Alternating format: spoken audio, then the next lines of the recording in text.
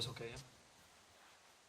Alhamdulillah Rabbil Alameen. Wassalatu wassalamu ala Sayyidil Mursaleen. Amma ba'd, fa'udhu billahi minash shaitanir rajeem. Bismillahir Rahmanir Rahim. Please repeat after me. As-salatu wassalamu alayka ya Rasulullah. Wa ala alika wa ashabika ya Habib Allah. As-salatu wassalamu alayka ya Nabi Allah. وعلى آلك وأصحابك يا نور الله نويت سنة الاعتكاف. The Prophet of mankind, the peace of our hearts and mind, the most generous and kind, sallallahu alayhi wasallam, he came one day in front of the Sahaba Ikram, and there was good news seen in his countenance, in his face. He said, "Indeed, Jibreel came to me and he said, are you not pleased, Ya Rasulullah sallallahu alayhi wasallam, that whenever one of your ummah asks Allah to bless you, Allah will bless him 10 times. And whenever one of your ummah asks Allah to grant you peace, Allah will grant him peace 10 times. Sallu ala al-Habib, sallallahu ta'ala ala Muhammad, sallallahu alayhi wasallam." My dear Islamic brothers, before listening to the bayan, let's make good intentions for attaining rewards. The beloved Rasul sallallahu alayhi wasallam said, "Niyatul mu'min khayrun min amali," which means our intentions are better than our actions. So 2 money pills that Amir al-Sunnah gives, without a good intention, no reward is granted for a good deed. The more righteous intentions one makes, the greater the reward he will attain. So make 6 intentions for listening to the bayan. I will lower my eyes and I will listen to the bayan attentively. I will, instead of resting against the wall, I will sit as I sit in tashahhud as long as possible with the intention of showing respect for religious knowledge. Number 3, I will make room for others by folding my hands and limbs and by moving slightly if needed. Number 4, if someone pushes me, I'll remain patient and calm and avoid staring, snapping and arguing with them. Number 5, when I hear Tubu ilallah, Uskurullah, the name of Rasulullah sallallahu alayhi wa sallam, al-Habib, I will reply loudly with the intention of gaining reward and encouraging others to also recite. Number 6, after the bayan, I'll approach other people by making salam, shake hands and make individual efforts upon them. And alhamdulillah, this is my first time doing bayan. Forgive me for my nervousness and any mistakes that I make. Alhamdulillah, all goodness is from Allah and all badness is from me. Now Allah Azza wa Jal, He says in the Holy Quran, "Inna shaytana lakum aduwan fatakhidhuhu aduwan." And the translation for this ayah, "Indeed the shaitan is an enemy for you all, so treat him as an enemy." We have such an enemy in the shaitan that with whom there is no possibility of a truce, nor can you expect any good from him. He is always in search of an opportunity to destroy your hereafter. We must never be neglectful of such an enemy. In the time of Hujjatul Islam, Imam Ghazali rahmatullahi ta'ala alayh, he wouldn't make his students memorize the Quran. There were separate classes for this. He rahmatullahi ta'ala would make his students memorize the 66 attacks of the shaitan, which are in his Sheikh's books, Talbis ul-Iblis. This book, Talbis ul-Iblis, it rhymes. And the translation for this is the deception of the shaitan. In this book is 66 attacks of the shaitan. How many do we know? In Dawat Islami we have the motto and the catchphrase, Shaitan ki khilaf jang jari rahegi, yes? But how can you wage war or a battle against the shaitan if you don't even know your enemy or his attacks? If you're a ruler of a country and you go to war with someone else, you study their battle plans, you know their weaknesses and their strengths, and then you go to war with them. Otherwise you just lose your men for no reason. In our Shajara Sharif of Amir al-Sunnah, there are necessary instructions which if you are bad with Amir al-Sunnah, you have promised to follow. And if you're not bad, you should still follow these because doing these things are haram on a Muslim. And it's instruction number 6 is refrain from lying, backbiting, tale-telling, uttering expletives, which is swearing, adultery, sodomy, oppression, fraudulence, ostentation, showing off, arrogance, having the beard, shaving the beard or trimming it less than a fist length, adopting the outlook of a fasik, watching movies, dramas, listening to music, and every other bad habits. So basically, it is warning us of following what the shaitan wants us to follow or following his path. When you start learning the attacks of the shaitan against you, then you realize what they mean when they say the shaitan is a thief. If you're in your house and you know that a thief is coming to your front door and you see the thief coming but he can't see you, and you sat there watching the door and he's trying to unlock it, and you see the door slowly open, the thief doesn't know you're there but you know he's there. So he's slowly opening the door and then you see him and he sees you. The first thing he sees is you smiling at him. What's he going to do? He's going to run away, flee away. And that's the exact same thing with the shaitan. If we know his attacks, we can make him run away. Hazrat Yahya bin Mu'az radiallahu ta'ala anhu, he's truly said that the shaitan is sitting at leisure. He's just taking a relaxation outside whilst you're occupied with the dunya. The shaitan is sitting and watching you carefully whilst you do not see him. You have forgotten him, but he hasn't forgotten you. He hasn't forgotten you and he's after you. The shaitan has a helper also inside you. It is therefore imperative that you fight him and you defeat him. You cannot be secure from corruption and ruin unless you do this.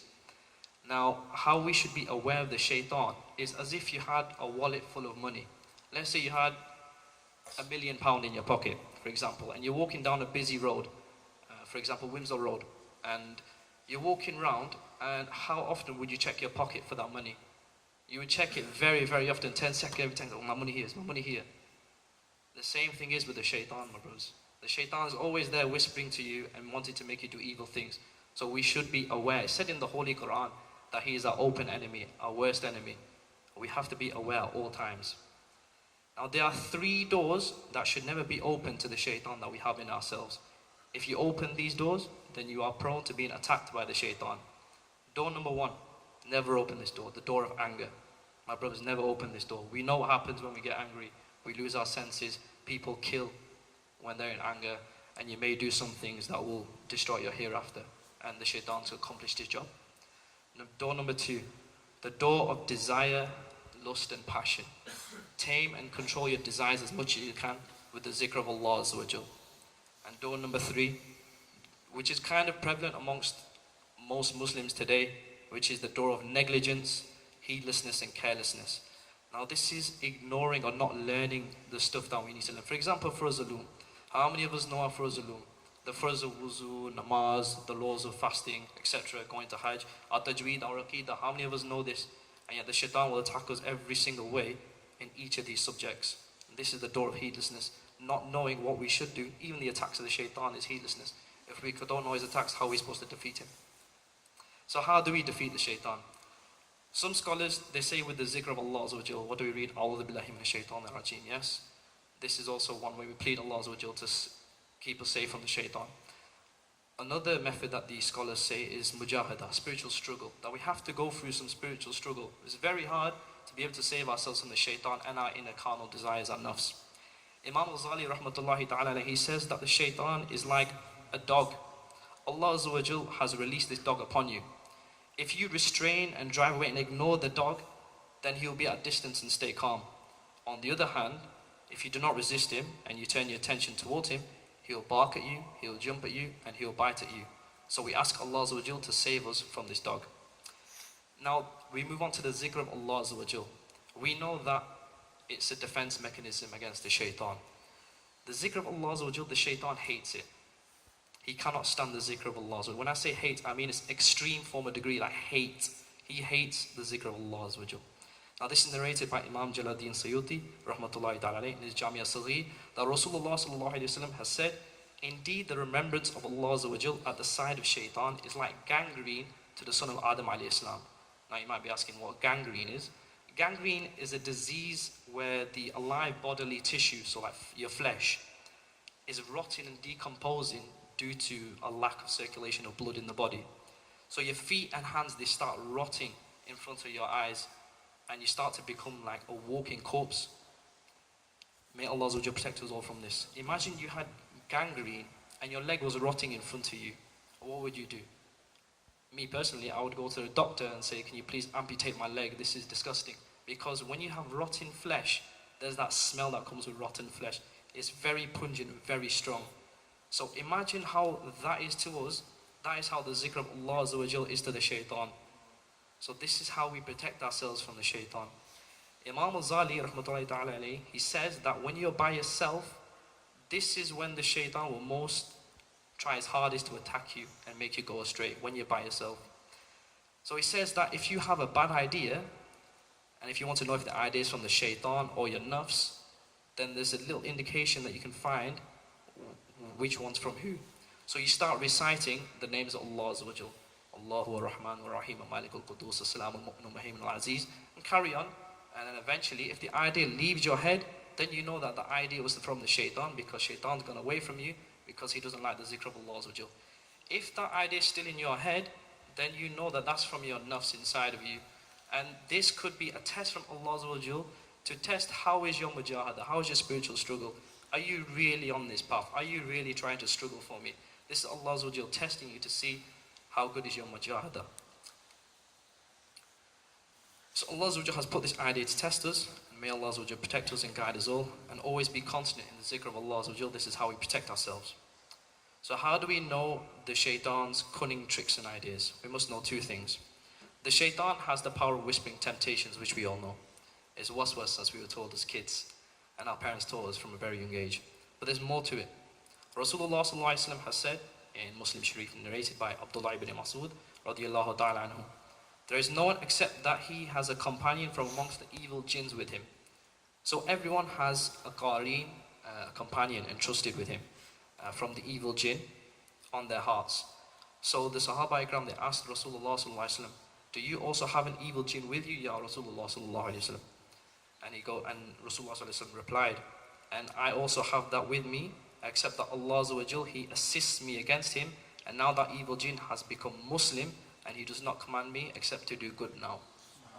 And Rasulullah sallallahu alaihi wasallam is the only one with this blessing, that his qareen, and there's also angel, which I'll move on to, they both told him to do good, and they were both Muslims. Each one of us, we all have that qareen who is a kafir inside us. So Allah Azza wa Jal has also entrusted to our hearts an angel. And this angel calls you and always invites you to do good. Have you ever just been sitting down at home or just relaxing on your phone or something, and then you feel like doing a bit of zikr of Allah Azza wa Jal, or reading the Quran, or reading an Islamic book, or maybe even go to the masjid? This idea pops into your head, inspiration. Now this is from the angelic inspirer inside you called Mulhim. Now Mulhim always invites you to do good and always wants you to do good. When you realize it's Mulhim talking to you, your angel, then you may go on to do that good thing, but it's never a very strong inspiration from Mulhim. For example, like I said, you may be at home and it might be namaz, and you might, I might go to mosque today and read with Jamaat inshallah as well. And then you have a conversation with yourself inside your head to do this good thing, don't you? And then eventually you might not do it. So this is from Mulhim. He's giving you the idea, but it's never strong. You're never saying, I'm going to go do it. When a good idea comes and you're saying, I'm firm on this, I'm going to go to the masjid today, that is from Allah Azza wa Jal, wishing the best for you, because Allah Azza wa Jal is the best of well wishes for us all.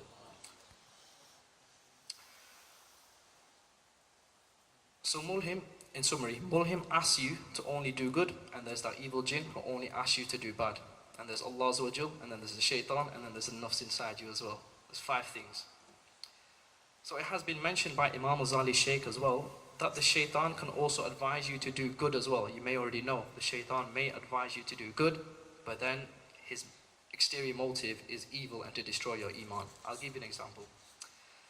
How many times have you seen it in stories as well before? So for example, the one I read up on recently was, you stayed up late at night, and it's come to the time, let's say 2 in the morning, and you feel like Mulhim's giving you inspiration, go do wuzu. So you do wuzu, and then he says, read Tahiyatul Wudu. So you read wuzu, Tahiyatul Wudu as well. And then he says, read Tahajjud. So you start reading Tahajjud, you read 8 rakats, and then Mulhim's pushing you further, and you say, let's read 2 more rakats. So you read 10, then you read 2 more, you've done 12 rakats of Tahajjud. So now you sat there in your masalla, and you look at the time, and it's 3:30, you've still got an hour left till Fajr. But by this time, because you read all this Nafil and you've not gone to sleep, you're absolutely knackered and you're so tired. So whilst you're sitting on your masalla, you've fallen asleep. And unfortunately, when you wake up, the time of Fajr has passed. Know that that idea that for reading the Hajj and everything was from the shaitan. He made you do Nafil instead of doing the Sunnat and Farz of Fajr. Put all those 12 rakats of the Hajj together, and it won't even compare to the 2 Farz of Fajr, not even the 2 Sunnat of Fajr. So you've done something with little motive, little reward, compared to missing the big motive, the big reward. That's what the shaitan will make you do. May seem good to you, but you'll miss the better goodness, for lack of a better term. And that's what the shaitan will do. We have to be very, very aware when we have these ideas in our head, even if they are good ideas, because the shaitan could still be leading us astray. There's been many more pious people before us. You've probably read stories, I've read a couple, where he will take you away from the right path, and at the moment of death, can take your iman away like that, and that's it. No matter how many years of goodness you did, the shaitan's taking it all away. Now, how to differentiate between a good idea and a bad idea. Now, Imam Ghazali has written all this information I've got from Minhaj al-Abidin. It's a good book. Dawud Islami have the Urdu version. You can get a PDF online, which I do recommend you all to read. I don't think there's an English version right now. It's a very, very good book by Imam Ghazali. Now, if you have an idea or notion in your head, and you want to see if it's a good idea or a bad idea for you, you first of all measure it against the Quran and the Sunnah of Rasulullah sallallahu alaihi wasallam. You see, does it say in the Quran we're allowed to do this? Does it say in the Quran we're not allowed to do this? Did Rasulullah sallallahu alaihi wasallam do this? Did Rasulullah sallallahu alaihi wasallam not do this? They say stay away from it. So you look, and obviously, if it says do it, then it's a good idea that's coming to your head. If the Quran and Rasulullah sallallahu alaihi wasallam said stay away from it, then it's a bad idea and you shouldn't do it. If you can't find between the Quran and the Sunnah whether you should or should not, if it's a bit ambiguous and you don't know, then you move down one scale. So to this scale is where you look at your pious predecessors, our alims, our muftis, our sheikhs, our imams from back in the day. Did they do this thing? Did they say stay away from this thing? So you measure it up against them and you see, is this a good idea or is this a bad idea? And then if you still can't tell from there, this is when you take it to the third final stage. So Imam Ghazali says, you then look inside yourself to your nafs for this idea. Does your nafs have a natural inclination? So your nafs wants to do this idea. Does your nafs really want to do this idea? Does it pull you towards it? Is it excited to this idea? Then you know that this idea is not good for you. For example, let's say an easy one. You want to get cheeseburger chips today. How many times, especially in Dawud Islami, Baba Jan says, go for Madinah of the stomach. Obviously, going to feed your nafs is not a good thing. Your nafs is excited that it's going to be fed with the cheeseburger chips. So we should stay away from this idea because then we know our nafs likes it. It is a bad idea, so we must stay away from it. And then on the other hand, if your nafs has the idea where it doesn't really want to do it, it wants to stay away from it, then know that that idea is a good idea. Why? For example, for me personally, at home, we have a newsagent. And my mum always works there. She's calling me at 5 in the morning and say, Waleed, come down please, I need help in the shop. Do I really want to wake up and go down? Obviously not, my nafs will say no. But then I realize, if my nafs saying no, it's a good idea, so I will go to do it. And inshallah also will give me the reward for one, listening to Mulhim, two, helping my mother and family in the shop as well. So it is actually a good thing, even though your nafs says no, not really. So how we do this is starve our nafs of anything that will give it any to fulfill its desires, and then slowly and surely it'll work for us all, inshallah. So this is how we differentiate between a good idea and a bad idea. I was going to go further into detail because there's ideas from mulhim, from the jinn inside you, from the shaitan, from Allah himself, but I don't think there'd be enough time to discuss it all, unfortunately. So I'll go into one detail. What Allah could also give you a bad idea. And you might think Allah will give you a bad idea. Hang on a minute. So first of all, let's give you an example. If you're getting ready to read namaz, and you start your namaz, you've done takbir, and you start reading Surah Fatiha, and then in your mind comes a sin, and this sin you committed, let's say a week or 2 weeks ago, and it's come in your head whilst you're reading namaz. Do you know what this means?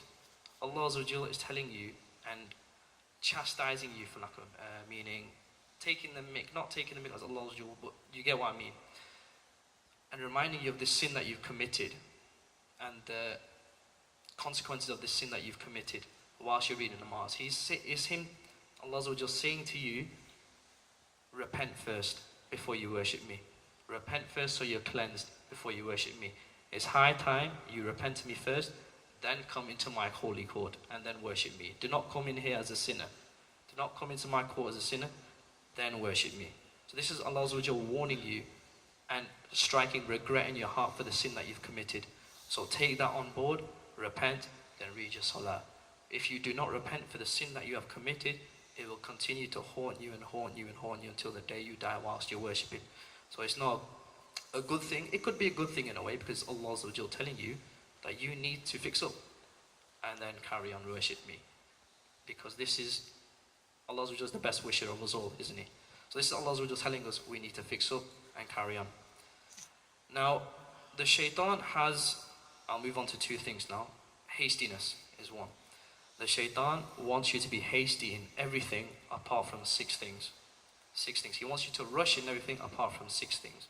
So now I'll move on to some attacks that he's giving to you. Number one, he doesn't want you to marry a woman when she's ready at the age of maturity. Why? It's fairly obvious. Man and woman, illicit relationship, illegitimate relationship, then a man and woman, haram relationship. Again, that's exactly what the shaitan wants. Number two, he doesn't want you to settle a debt when it falls time for the repayment of the debt. Because let's say you passed away after the date and you've procrastinated, then you've got that accountable for the day of judgment. Number three, we need to hurry up and bury the dead man. The shaitan does not want you to hurry and bury the dead man. Nowadays we get, unfortunately, people saying we want to bury the man in this city or that city. We should bury them as soon as possible, because the dead person, when he's not being buried, he'll say, woe to all you people, woe to all you people, why are you not burying me? Bury me. So this is what happened. And again, the shaitan wants everyone to delay this. Number four, to be hospitable to a guest. As we all know, Rasulullah sallallahu alaihi wasallam, he was very hospitable to our guests. And the shaitan would want you to delay that.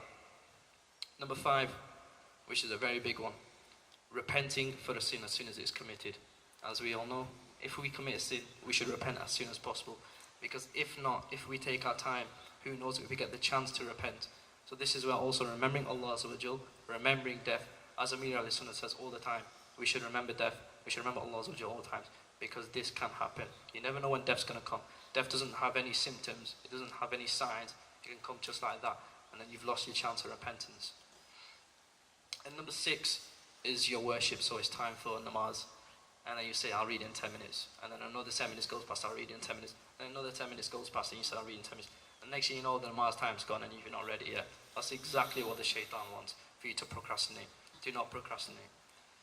And now I'll move on to 7 final attacks from the shaitan that he will try and put upon us all. Number one, the shaitan will try and forbid you from practicing Islam. So he'll stop you from reading namaz, stop you from reading the Quran, stop you from anything to do with Islam. He'll make you forget Allah Azza wa Jalla and continue in his path and the shaitan's path to evil, towards evil. So what you say to this shaitanic whisper when he does come to you and say this, you need to say, no, shaitan, I am in need of this provision for my akhirah. Without any good deeds in my akhirah, where will I be? My final destination will be with you in the hellfire. So I need this provision for my akhirah, so that you continue your worship. Number two, it'll make you fall into procrastination. Again, it's just like I mentioned before, procrastination of your worship. So how you stop this and reply to the whisper of the shaitan. You say, my final time is not in my hands. I do not know when I will die. And if I delay my work for tomorrow, then what about today? What work is there for today? I remember just watching Money Channel just before, they were saying, do your actions all today. There is no tomorrow, it's only today. Because who knows whether tomorrow is guaranteed. Do your actions today that are meant for today, and then leave tomorrow for if it comes tomorrow. Every work has its own day, and always think about today, not tomorrow. Number three, whilst you're doing your worship, he'll make you hurry and do your worship, and then there'll be slight faults in your worship. And we've all had this where we'll quickly try and read namaz, want to finish it, or read Quran, try and finish it as soon as possible. There might be some little mistakes in there that we'll think, oh, it's okay. But what you say to this shaitanic whisper, it happens when you're doing your salah as well. So what you say to this is, it is better that there's a little bit of work done in completion, meaning without mistakes, in full completion, taking my time doing it properly, is better than a lot of work done with hurried imperfections. Number four, he'll make you do things to gain people's admiration, which could also be minor shirk. So for example, giving charity to impress the person who's holding the box for charity, for example.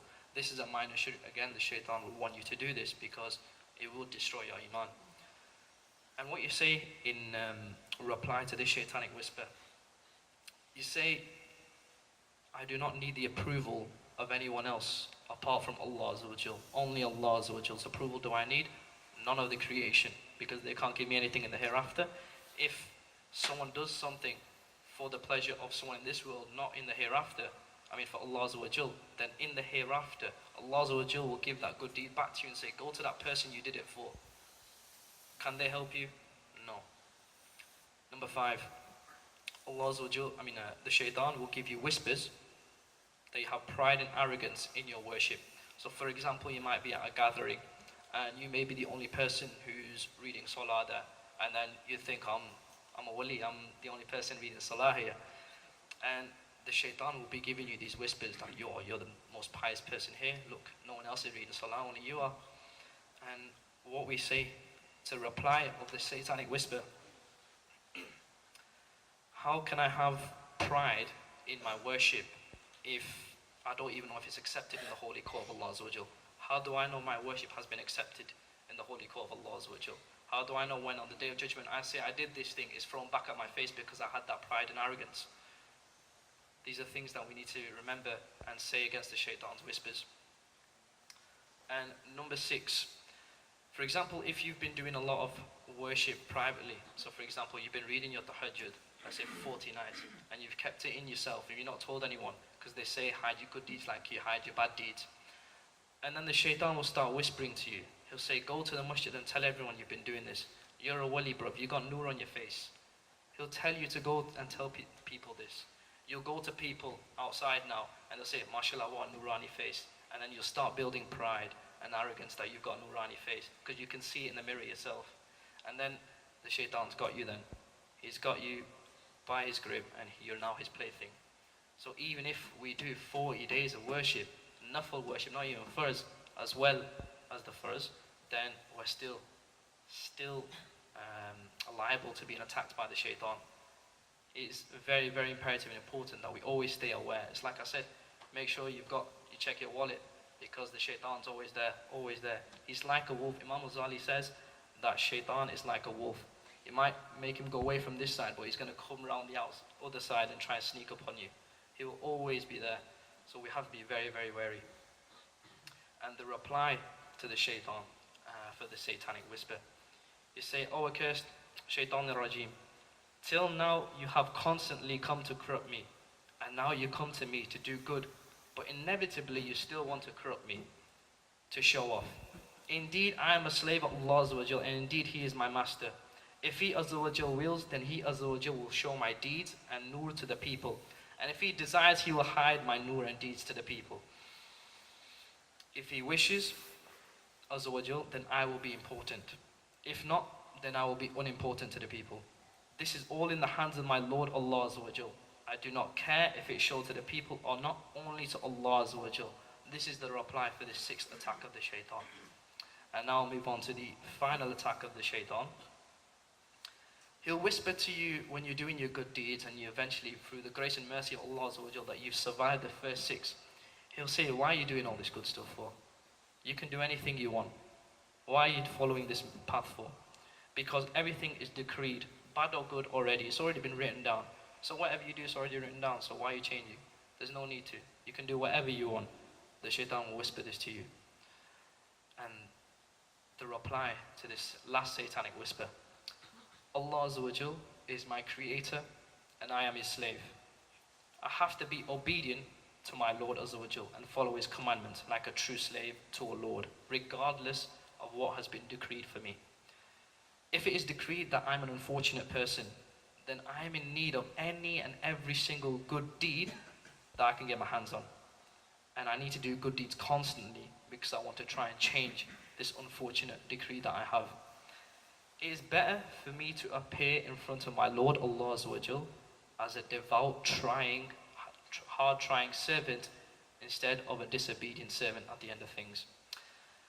Now that's the 7 attacks of the shaitan, and the 5 or 6 things that I said about hastiness. Keep these things in your head regularly, and then you'll see when the shaitan's coming. You'll see that thief coming, and you'll be smiling whilst he's opening the door, and then he runs away. And then you'll keep the dog quiet, and that's it. Keep going. Again, always the zikr of Allah, and it will take a lot of spiritual struggle. It is really, really hard. I can give personal, I think we can all understand that it's very, very hard to keep the shaitan at bay, and it's very, very difficult. And we need to work very, very hard and ask Allah as much as we can to keep us safe from the accursed shaitan. Because if not, our end, unfortunately, will be the worst of ends. Now I pray that Allah will give us the ability to fight and protect us from the shaitan. Just one more thing, now that we all have learned some attacks of the shaitan will keep his eyes on all of us. He'll be very, very wary. Remember the narration I said, well, he'll be watching you, and he'll still be after you. You might forget, but he won't forget you, and he's after you. Always try and be aware. Now he's aware that you lot have learned this, so he will try harder against you lot to try and forget this and forget Allah Azza wa Jal. So do make sure you keep it with the zikr of Allah Azza wa Jal. And may Allah Azza wa Jal help us all. Ameen. Bijahi Nabil Ameen. Sallallahu alayhi wa sallam. Sallu ala al-Habib. Sallallahu ta'ala. शैतान के खिलाफ ऐलान जंग